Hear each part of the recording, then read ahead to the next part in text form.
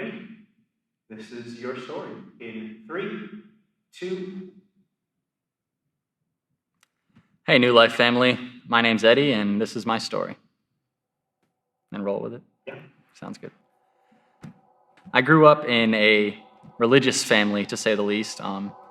We did go to church kind of through my childhood as I was growing up. Church at that point kind of felt like a chore. It was something that we had to do more than, a true relationship with God. I did go to Sunday school, and again, most of the time against my will, especially as I became middle school, high schooler. A lot of me really didn't want to go, but my parents and grandparents were very adamant about me finishing the process, getting confirmed and all that as well too. So I went away to college, and I kind of strayed from the faith. So ending up in the party scene, ending up kind of just being a young college student who could care less about what's going on around me, and kind of had that self-centered perspective of, I'm here to have fun, potentially get my degree and come out on the other side of this, just having enjoyed myself. So going through a lot of personal health problems. I, as an adult, I still this day am diagnosed with muscular dystrophy. So if you guys are not familiar with that, it's neuromuscular disease that kind of affects a number of different muscles in your body, including your heart.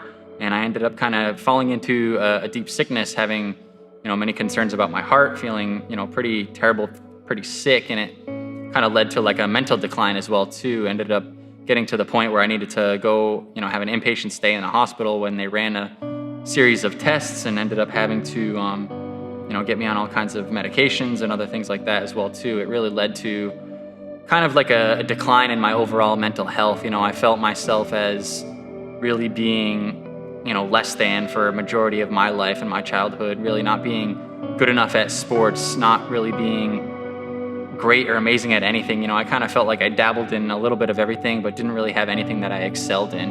It kind of led to a lot of inferiority in my life, and a lot of defensive personality traits, feeling like people were always attacking me or coming at me when I fell short of something or made mistakes in my life. I really started to kind of spiral into a lot of feelings of depression, a lot of feelings of anxiety, kind of right before the pandemic, being alone, being secluded, relying on a lot of things for outside gratification, on a lot of different substances and on actions that, you feel like are going to fill you up in the moment, but in reality, they're just kind of emptying you, and they're draining you personally, and it's not something that's fulfilling. My cousin had actually been coming to New Life, and she invited me to church, and she said, hey, there's a really awesome 20 plus community at this church with other young adults who are like-minded, have similar interests as you. I think it'd be a good opportunity for you to get there and to get to know other people your age, and to get involved in a crew that you can do life with. Crew has obviously been a huge impact in my life as well too. A friend of mine who I actually work with, my buddy Sam there, he invited me to join his crew. So it was my first time being in part of kind of a men's crew. So I joined, and it was a really small crew of maybe 4 or 5 guys, but I felt like it was such a place to be vulnerable, such a place to be open, to be able to develop that relationship with other believers, for men to be honest.